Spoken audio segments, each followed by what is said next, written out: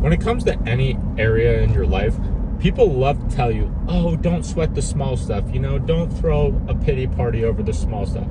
But to a certain degree, you should sweat the small stuff, because the small stuff is where you actually make those tangible 1% improvements that actually get you to the places you want to go.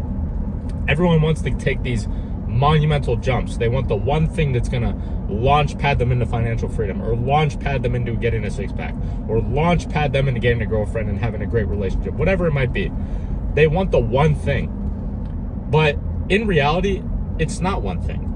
It's a combination of 1,000 tiny things that eventually get you to the one thing, which is the overarching goal, and eventually achieving all of it.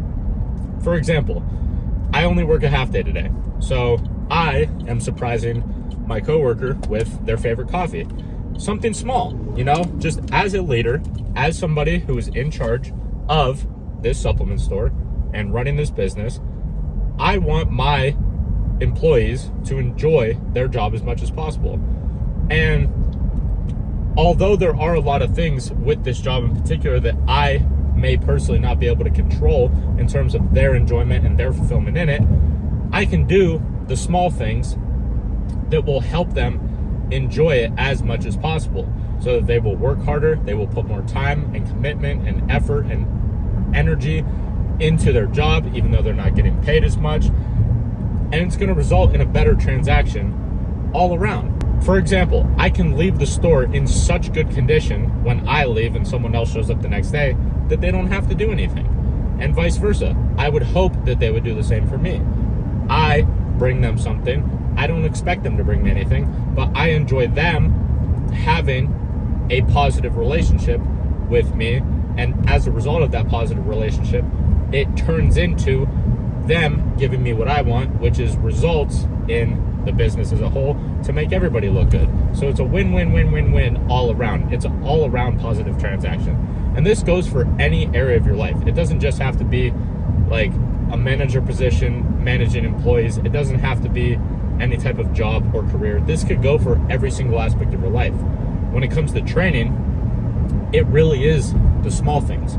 It's showing up every single day, training your ass off, going to failure on every single exercise, doing the proper form, length and partials, assisted reps, drop sets, rest pause sets, and then on the nutrition side, eating in alignment with your goals, macros wise and calories wise, every single day based on what season of life you're in. And it's those every single day minor details that add up to the ultimate result of getting the physique that you want. You can do it for a week, you can do it for 2 weeks, and yeah, you'll make great progress, but it is so much faster to eliminate that progress than it is to gain that progress back. It's like in school when you would get like an A, a B plus, and then all of a sudden you get like 1 C or 1 D and your grade fucking tanks. And it's like, what the hell? Like, all that work that I just put in is gone like that from one singular grade. And it's the exact same thing with life. You can put in 6 months of work, never miss a single day, never miss a single meal, be in alignment every single day, and you can have 1 week where you don't train and you binge out and you eat whatever the hell you want, you drink, you fuck up your sleep schedule, and I guarantee you that 6 months of progress will be cut down to probably about 2 or 3 months. Think about that. 60 to 90 days worth of locking the fuck in, completely gone in the span of 1 week of quote unquote enjoyment. So that is why you have to find your enjoyment in the process. Not saying that you have to enjoy every single aspect of the process, but what you do have to do is you have to love what the process gives you. So many people say, oh, it's not about the destination, it's about the journey, and you have to love the process, and you have to love what you do. I fucking hate training. I fucking hate eating clean. I fucking hate cutting. It's terrible. It's disgusting. I as a fat kid at heart, it annoys the shit out of me. But I love what it gives me. Therefore, I enjoy the process because of what it gives me. And I'll do it every single time because I know what it will give me at the end of it. And then I'll enter into a new season of my life where, even with bulking, as a fat kid at heart, I don't like shoving that much food down my face. I don't like eating 4, 5, 6 times a day. I don't like eating 4,000 or 5,000 calories a day. I don't like gaining a little bit more excess body fat than I would like to. I don't enjoy that. But I know in the back end, it will give me something that I want, which is more size, more strength. The next time that I cut, I'll look fuller, even at the same body fat percentage that I was at the last cycle round. And that is the journey of the process. And that is why you have to enjoy the process. Not enjoy the process in the sense of loving every single aspect of it, but you do have to love the process because of what it gives you. If you love the result enough, you will do anything within that process that will get you to that result, I promise you. And yeah, there are parts of the journey that I love. There are aspects of the process that I do enjoy in every single aspect of my life. But there are a large percentage of them that I don't like. But regardless of whether I like them or whether I don't like them, I will do every single step. I will do every single action and take every single measure needed in order to get that result, because the result is what I love more than anything. So if you can love the result more than you hate some of the intangibles and some of the steps along the way, you will get to the result on a long enough time frame if you just stick with it and you say, yeah, this sucks. Yeah, this is boring. Yeah, I have to make sacrifices. But in my mind, that result that I'm going for, I love that more than anything else. So as a result, I will suffer right now in order to get that result.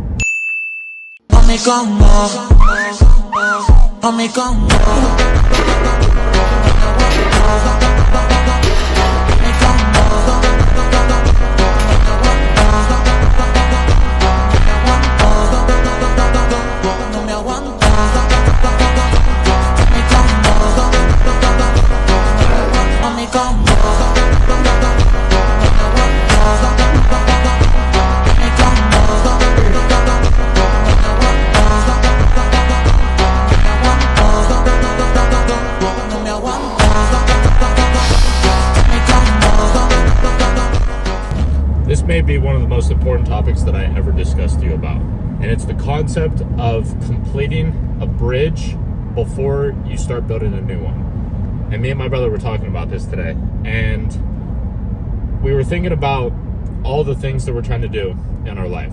You know, we're both trying to build our relationship. We both want to propose to our woman. We both want to move in with our woman. We both want to build the best physique possible. We're both working our current jobs. He's got the agency, I got the store. We're both building a business together on the side on top of that. And on top of that, we both want to do content creation. And he's starting to get back into content creation after taking a little bit of a layoff. I obviously am doing content creation every single day. And we're talking about all these things. And we're like, are we spreading ourselves too thin? Like, are we starting to build another bridge before we complete any of the other bridges? And it's genuinely like a thought that needs to be thought about in-depthly. And I'm going to explain to you my thought process behind it, which is that some of them kind of coincide with one another in the sense that my style of content is documentation. So I don't really have to do anything extra other than live my life, and that is my content. So that kind of coincides with one another, which also is the training side of things as well, because my training is a part of my content, and I'm going to train every single day regardless. So that's a part of my content as well. And then the lessons that I learn through running the supplement store plus building the business goes into the content as well. So it's kind of like 5 pillars of the same bridge instead of 5 separate bridges, if that makes sense. And all of that work ties into my relationship, which is like the core of it all, because I have a relationship with genuinely the woman of my dreams that I've been with for over 6 years now.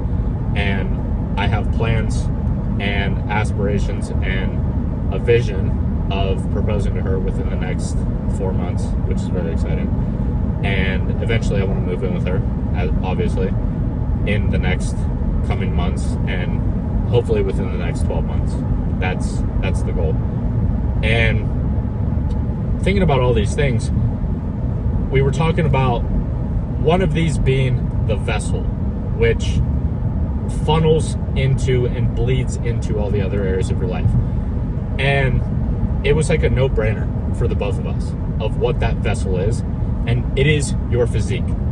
I don't know why, but it's like a no-brainer in my mind, and I genuinely feel like it's a no-brainer in everyone's mind, that building a strong, aesthetic, powerful, and capable physique is the vessel, is the cornerstone of success in every single other area of your life.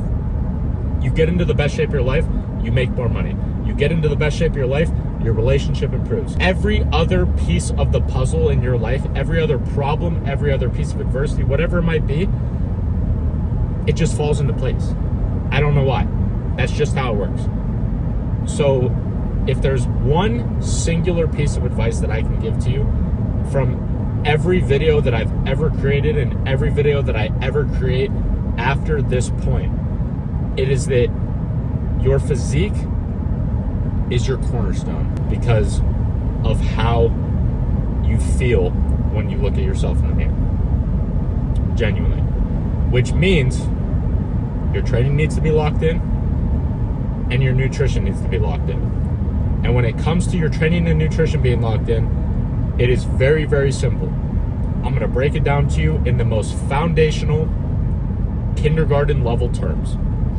When it comes to training, hit every muscle group twice every 7 or 8 days.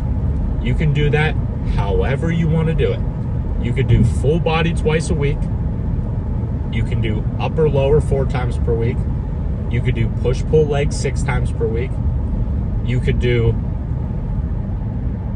1 muscle group per day like I do. I do back, chest, legs, shoulders, back, chest, repeat. So I hit every muscle group twice every, 8 days, 7 days, something like that. That's how I do it. You could do it any way that you want to. Equipment-wise, doesn't matter. Push-ups, pull-ups, squats, simple as that. Compound movements, if you have the equipment available to you, superset every compound movement with a isolation exercise. And a superset means do that compound movement, have it be strength focused. If you have the weight available to you, go heavy, go to failure to not only take the muscle to failure, but to get the best pump that I possibly can. Because although the pump doesn't signify a great workout, having a great pump at the end of your workout is an amazing feeling, because it's like a snapshot into the future of what you will look like if you continue down this path of training the way that you're training. So that is the training side of things. Simple, to the point, nice and easy. Nutrition. Hit your goal body weight in grams of protein every single day. Not your current body weight, your goal body weight. For example, let's say you are 180 pounds. Your goal weight is 200 pounds. You're bulking. Do not eat 180 grams of protein. Eat 200 grams of protein. It makes sense if you actually have 2 brain cells and you think about it. Then, on the biggest muscle group days, for example, legs and back, those are your 2 biggest muscle groups. When you are training legs and back, those should be your highest carb days. Then, on the medium-sized muscle groups, chest, shoulders, you should be hitting medium range carb days. Now, this range of carbs is going to vary for everybody. My personal range on the big muscle group days, 250 to 300 grams of carbs. Medium size, 200 to 250. And then on the smaller muscle group days, I personally don't train smaller muscle groups. For example, like I don't have a direct arm day. So if you do have a direct arm day, that would be considered your smaller muscle group days. If you have like an active recovery day, for example, where you do just cardio and abs or just cardio and calves, for example. If you have one of those days in your split, then on those days, that is when you want to have your low carb days.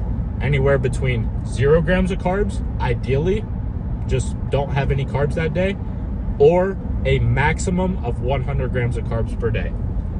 Simple as that. That is your nutrition. In terms of what you eat, everybody's different. Everybody's budget's different. Everybody's environment's different. Everybody's circumstances is different. I don't know what food you have access to, so I'm not going to tell you have to eat this food, you have to eat this food. No, it doesn't matter. Hit your goal body weight in grams of protein. Based on what muscle group you're training, that determines how many carbs you have, and then fill in the blank with the rest. However you get that in is however you get that in. Point blank, period. You stick with that long enough and you eat in alignment with that goal, and then you train in alignment and you train your dick and balls off, and you do that for X amount of time, you will hit your goal. Really as simple as that. That is the foundational level of knowledge. If you want to know more and you want the intricacies and the details, please drop a comment, shoot me a DM on Instagram.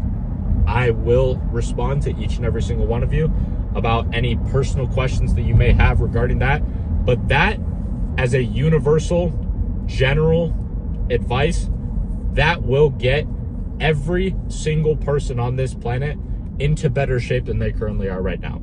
I 100% guarantee it. And that is your vessel. That is your cornerstone to success in every single other area of your life, is to getting into the best shape of your life. Now, whatever the term best shape of your life is going to be different for everybody, right? For some people, if you're naturally skinny and you've always been skinny as a kid, that may mean getting up to 180, 200 pounds, relatively lean, hitting your first 225 bench, whatever it might be. That might be your dream physique or your best shape of your life.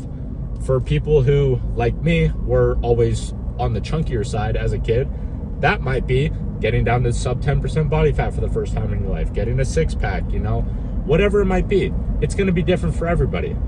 Get into, in your mind, ever since you were a kid or ever since you started working out, get into, in your mind, whatever the best shape of your life is. And in the process of getting there, in combination with working in the other areas of your life, dude, there's a dog literally about to jump out the fucking window of this truck. Anyway, in the process of getting into your version of the best shape of your life, I promise you the pieces of the puzzle in your financials, in your relationships, in every single other area of your life will begin to fall into place in the process of getting into your version of the best shape of your life. Thank you guys for watching. Like, comment some Q&A questions, subscribe to the channel so you don't miss a single one of these videos that drop every single day, and I will see you in the next one.